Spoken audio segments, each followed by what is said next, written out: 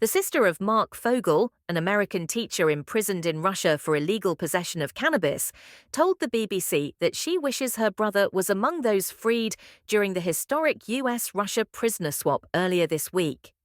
Mr. Fogel, 63, was arrested at an airport in August 2021 and charged with carrying a small amount of medical marijuana, which had been prescribed in the US.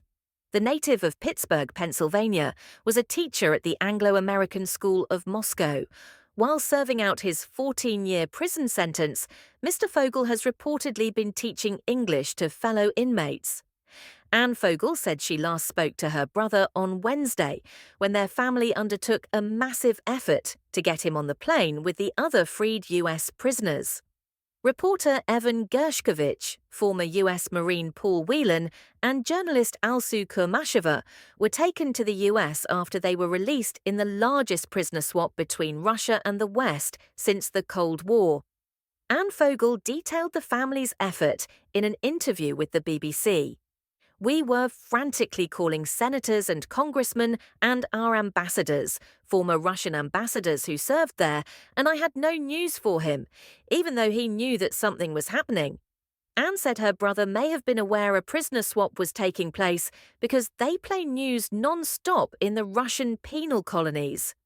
He knew that something was going on because Paul Whelan had been moved and Evan Gershkovich had been moved. After learning her brother was not part of the swap, she said she felt betrayal.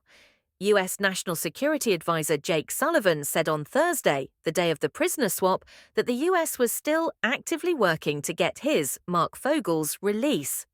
When asked about the Americans' case the following day, President Biden said that "we're not giving up on that." Asked whether that gave her hope, Anne said, "I'm playing to whatever hope I can, so yes, to a certain degree. The administration pulled off a masterful, incredible swap, and they should be congratulated. And I'm very happy for the return of Paul and Evan and Alsu. I just wished my brother was among them." Anne said her message to the White House was, "Please, please do everything you can to get him out. He's the oldest one there, and he's the most infirm. Please help us."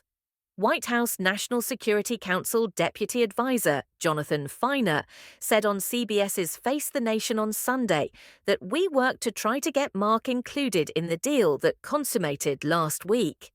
And we are right back at it, to try to get Marc back to the United States and unite him with his family." He said that officials work on Mr. Fogel's case every single day. Mr. Feiner declined to predict whether the American might be returned by the end of the Biden administration in January. Subscribe for more.